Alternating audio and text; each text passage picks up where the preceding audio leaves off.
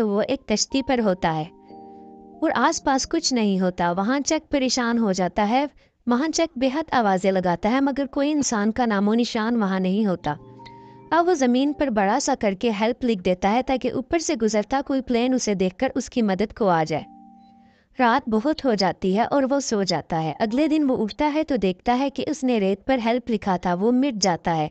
अब वो लकड़ी से हेल्प लिखता है। उसे यकीन होता है कोई उसे ढूंढने ज़रूर आएगा और इस निशान को देखकर वो इस जगह आएंगे। अब चक को भूख महसूस होती है और कंपनी का जो भी सामान बहकर आता है इसमें खाने का कुछ भी नहीं होता।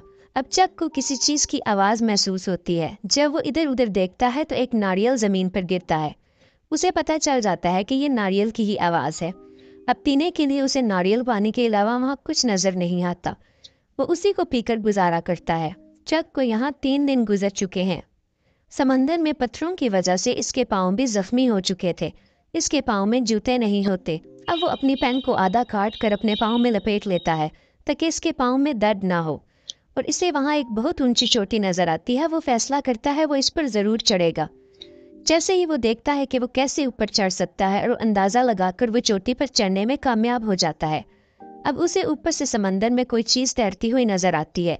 जब वो वापस नीचे आता है तो देखकर हैरान रह जाता है कि वो इसके प्लेन के पायलट की डेड बॉडी थी।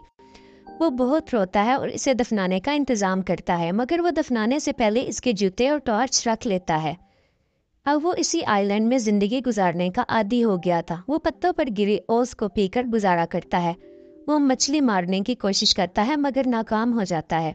इसे खाने के लिए नारियल पानी और रात को पत्तों पर गिरे ओस के अलावा कुछ भी हासिल नहीं होता। वो उसी को खाकर गुजारा करता है। अब रात के वक्त उसे समंदर में एक शिप नजर आता है। उसे देखकर वो बहुत एक्साइटेड हो जाता है और आवाज़ें लगाता है। टॉर्च की लाइट ऑन करता है मगर इतनी दूर से कोई फ़ायदा नहीं होता। अगले ही दिन वो ये फैसला करता है कि इसके पास जो एयर बोट है वो इसमें बैठकर बीच से निकल जाएगा। वो जान गया था कि इधर कोई भी नहीं है। अब जब वो वहाँ से निकलने की कोशिश करता है तो लहरें इतनी तेज़ होती हैं कि इनकी रफ्तार की वजह से वो समंदर में गिर जाता है। इसी दौरान उसके पाँव पर चोट लग जाती है और खून भी बहुत निकलता है। अब चक वापस अपनी जगह आ जाता है और अब उसी दौरान बारिश शुरू हो जाती है। इसे एक हाड़ दिखाई देता है। वो रात गुजारने के लिए उसमें चला जाता है और टॉर्च ऑन कर लेता है और सारी रात टॉर्च ऑन रहने की वजह से इसकी बैटरी भी लो हो जाती है। अब रोशनी के लिए इसके पास और कुछ नहीं होता।